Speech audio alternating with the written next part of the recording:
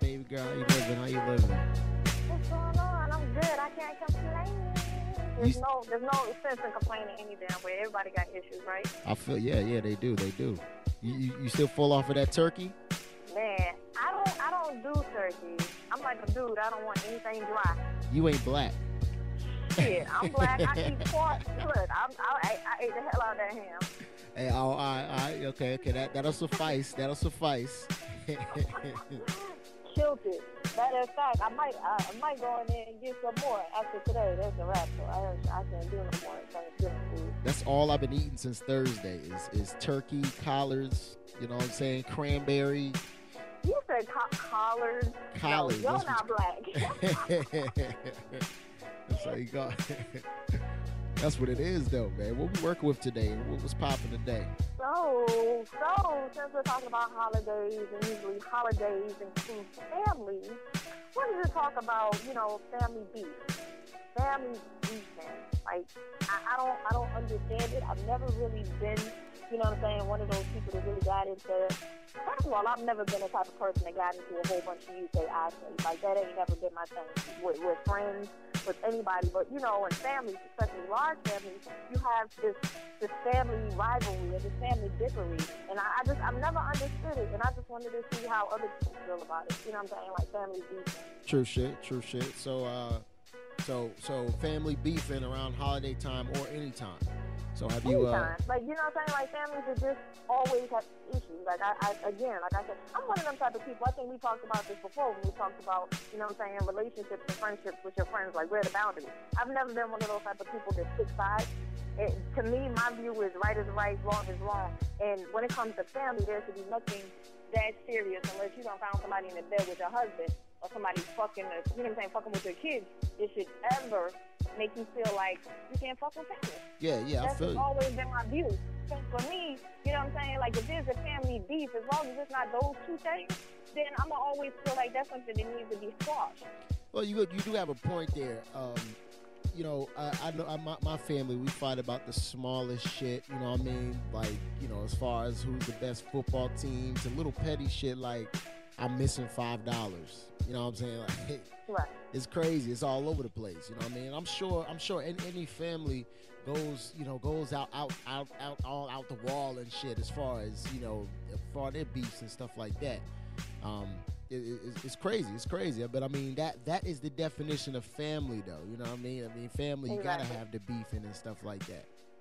Well, no, I think for me, this is my view. You know what I'm saying? I don't have any kids yet, and God willing, the thing that I would want to instill and the things that are important to me to instill in family is unity. Because you think about it, the beef that you have with your sister then reflects on the relationship that you have with your nieces, your nephews. And then that relationship reflects on how cousins interact with each other. You feel me? So a beef between, two sisters or a beef between another family member then trickles on down to the next generation. And it's something that becomes habitual in how these families now engage with each other. Like, I mean, I would hate if my brother, me and him were bickering, and then he had a kid, and then I wouldn't be able to be a auntie because there's bad blood between us. You know what I'm saying? People got to understand, like, whatever issue you have with that person, it then reflects on to the children, and they're innocent. They have nothing to do with the beef.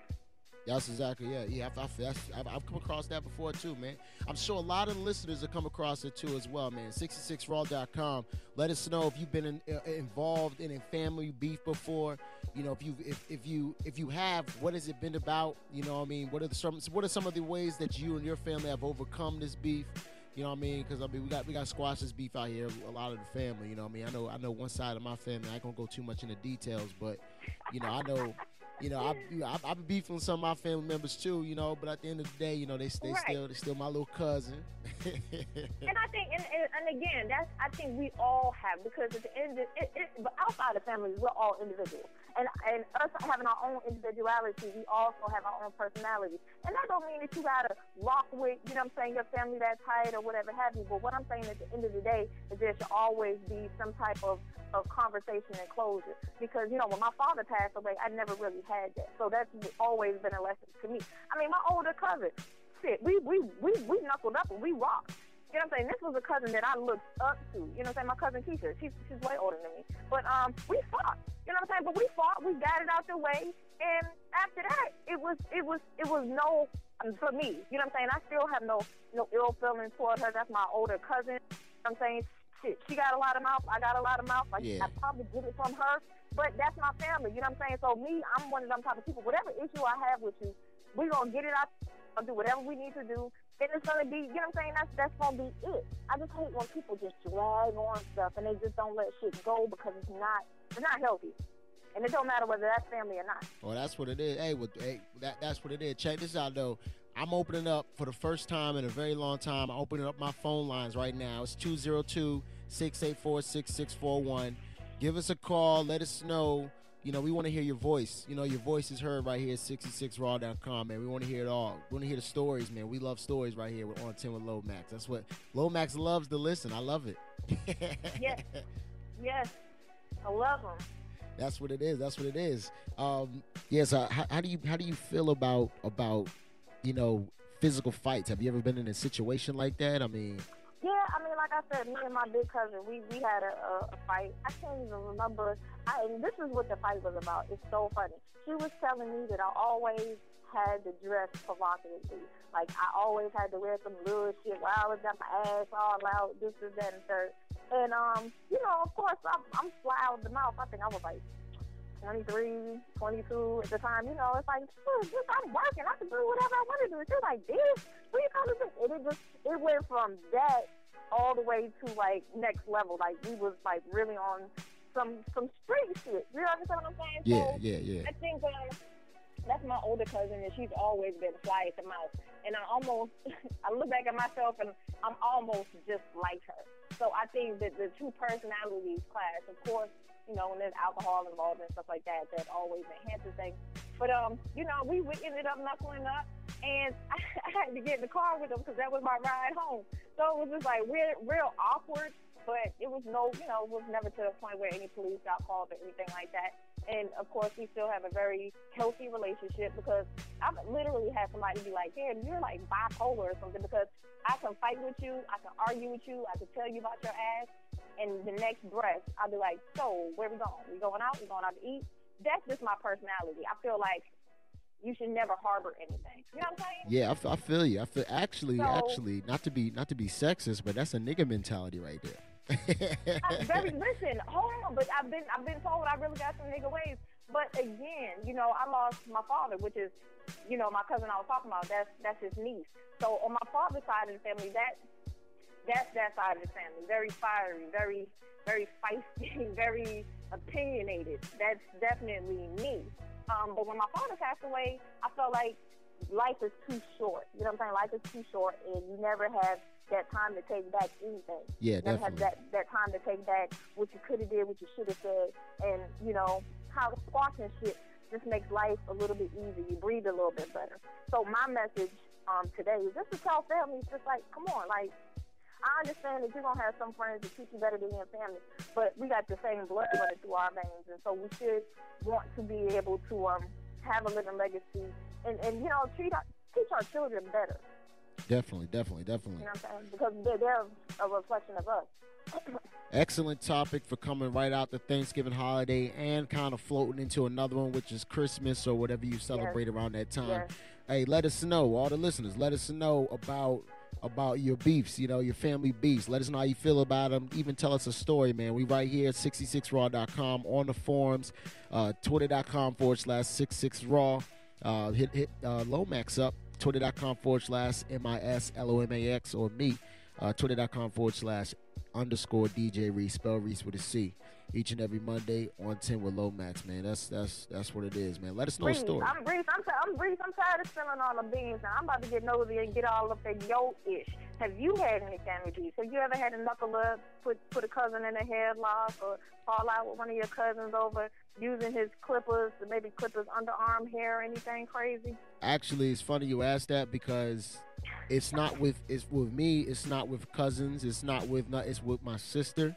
You know what I'm saying? Okay. We have this very close brother-sister love relationship where it's like we will cuss each other the fuck out.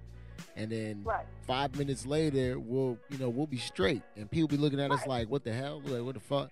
You know what I mean? Exactly. It's the stories are so crazy. I can't even like for I'm really trying to like brainstorm one up right now. I can't even think of one. But you know, as soon as I remember that shit, I'll turn the music off and I'll let y'all know. Turn down the lights. That's what I'm talking about, man. It's craziness, craziness, Right. craziness. But I mean, Right. I But understand it. I love my family. Like shout out to the Daughtries, shout out to the Lomaxes. I mean, my family they're especially the Daughtries. Like shit, I think on my dad's side it was like eight eight siblings. So and my dad is a junior. So it was like they ran deep in the city of Boston. So we have a lot of grandchildren, a lot of cousins. Some of which I probably haven't even met yet. But I think families are very important, especially when you talk about like the holidays. You know, it's the holiday season. Um, and again, like I want to touch back on like the decisions that we make as adults affect the children. So cousins should be able to be cool with each other just because the auntie is beefing with, you know what I'm saying, each other, or the cousins are beefing with each other, the mama and the brother are beefing with each other. Kids shouldn't have to get involved in that shit. Exactly, man. And that's So it right sometimes there. we gotta humble ourselves. We gotta swallow our pride, and it might not taste good, but you know what I'm saying. Everything that's good for you ain't gonna taste good. Exactly. That's what it is. On 10 with Lomax each and every Monday night, 9:10 p.m. on the East Coast and 6:10 p.m. on the West Coast, man. You know, Miss Lomax, man. Y'all go check her out. Follow her on Twitter at MISLOMAX. I mean, you'll know it's her because she about the baddest chick on Twitter right now. You know what I mean? So I gotta get me a man. This is shit. It's getting cold and it's getting the holidays. It's cuffing season. I gotta put some of this stuff to use now. It's that time All of the this year. all this goodness is going away. Shit. That's what it is, man. Next Monday, right? We working. Miss Next Lomax. Monday we working. We got some more juicy topics. We had so many topics that we just had to throw something up in the air and catch this one. So yeah, we got some more stuff for you guys. Yes, ma'am, man. Appreciate you for calling in. And until next Monday, I'll talk to you then.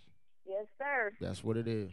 On 10 with Lomax right here at 66raw.com, man. We about to get back into the music. My name is DJ Reese, the only